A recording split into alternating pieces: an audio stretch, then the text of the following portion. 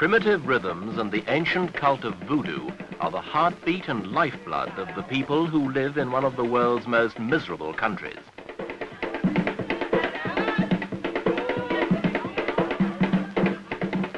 This is Haiti, a land of idol worship and of Papa Doc Duvalier. Together they ruined this once lovely, once prosperous country which sits on one end of the island of Hispaniola in the Caribbean. Nature endowed this place with fertility and natural beauty. It was left to the greed and ignorance of men to ruin it. Haiti's downward progress from flourishing French colony to become the world's poorest state reached its lowest point under the 14-year dictatorship of François Duvalier, which ended with his death in April. Duvalier's legacy to Haiti is poverty, ignorance, disease, and misery. This week, Echo looks at Papa Doc's country, the beggar of the Americas, Haiti.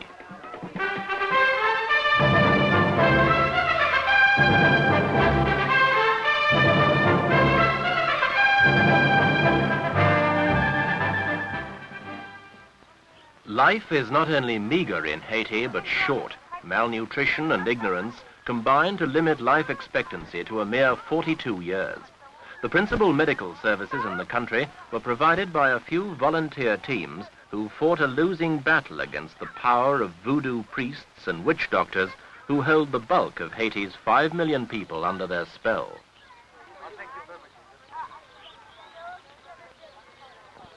Those who survive do so on the lowest living standard in the world.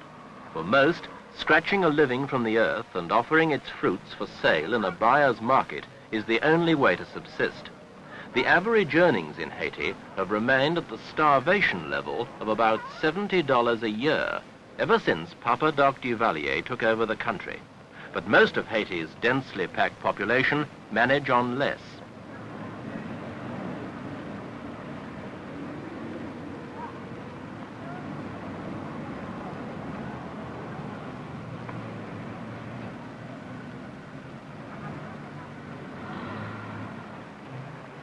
But there is a fatalism about the Haitians which enables them seemingly to live with the violence and bloodshed which have been the backdrop to Haiti's 167 years of existence. A bus ride away in the towns, the same lethargy hangs in the air like mist. Port-au-Prince, the capital of Haiti, was formerly the outlet for the country's rich coffee harvest, which once made this half an island the richest in the Caribbean. Now the town, like the long-lost riches, is decaying.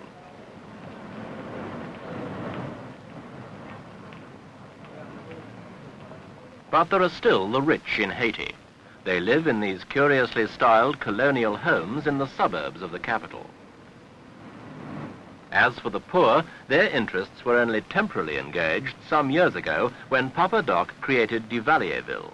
It was to have been a new town, but was in fact a shoddy public relations exercise, which in the depressing manner of the Duvalier regime was quietly forgotten after the first few months of activity. Of course, the people paid for Duvalierville through Papa Doc's normal method of shakedown and hold-up. Extortion was a major factor in Haiti's economy, just as armed force was and still is the prop which held the whole edifice together. Few people, it can be safely said, have been so downtrodden, so badly used as the Haitians under Duvalier. His power was the power of the gun, his politics the politics of the firing squad. The ceremonial panoply with which Duvalier surrounded himself was never more than a camouflage to cover the absolute power he himself held. He and those around him wove a spell of terror over Haiti, conjured up out of voodoo mysticism and administered at gunpoint.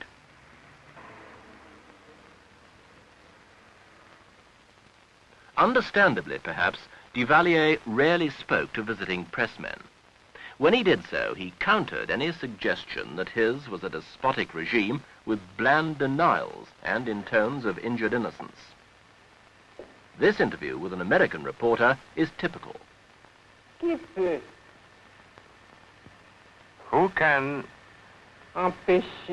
stop the American press or à tout autre any other de porter pareille from making accusation. accusations. Il existe des forces de police There are police forces in all countries.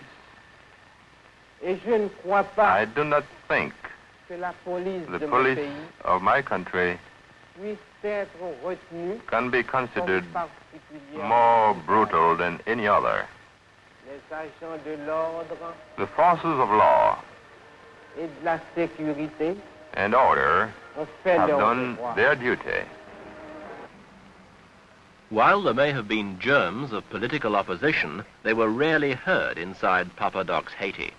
The forces of law and order, as represented by this motley collection of armed police, effectively snuffed out whatever opposition there might have been.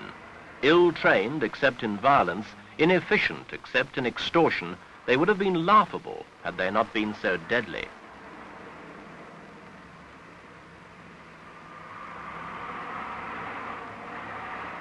Duvalier himself was rarely seen in the streets. When he did venture out, he always carried a Tommy gun and a pocketful of money, the two extremes of persuasion and equally effective in their ways.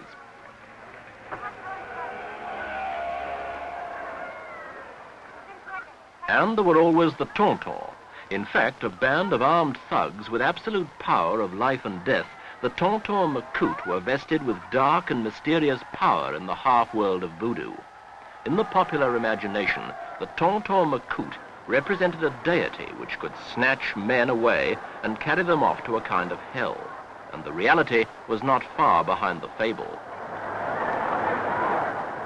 It was the Tonton who whipped up the artificial worship of Duvalier and who made a godhead of Papa Doc, the country physician, the sick and ruthless man who ruled Haiti for 14 memorable years.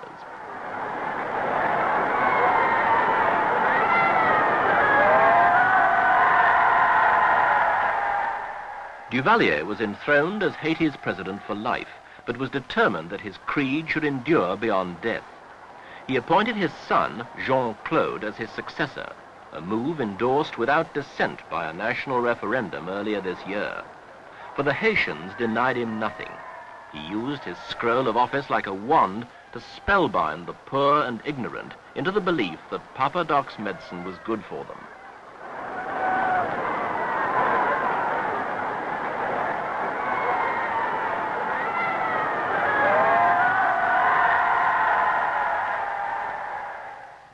But in the end, Duvalier was a recluse. The palace was ringed by anti-aircraft guns, and the National Armory was locked in the cellar, and only he had the key. 3 attempts to displace him left their mark on the palace and on him.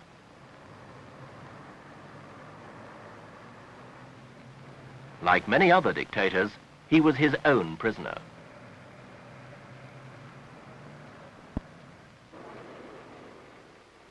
Duvalier's life presidency ran out on April the 22nd this year. His lasting monument can only be Haiti itself, a stricken, poverty-ridden, fearful country from which he himself sucked the lifeblood.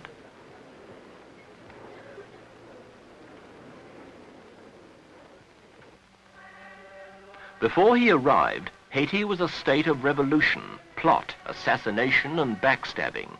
But Papa Doc kicked even that degree of life from it and handed over to another Duvalier a country without a heart or a hope.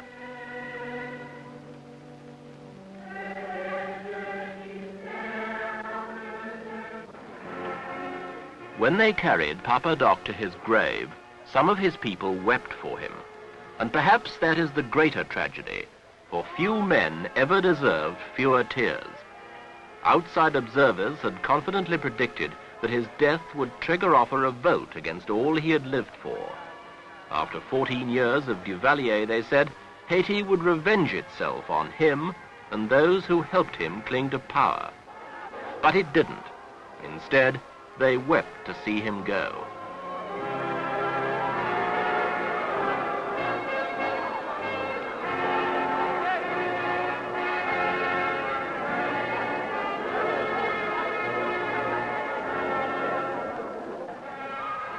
Duvalier is dead.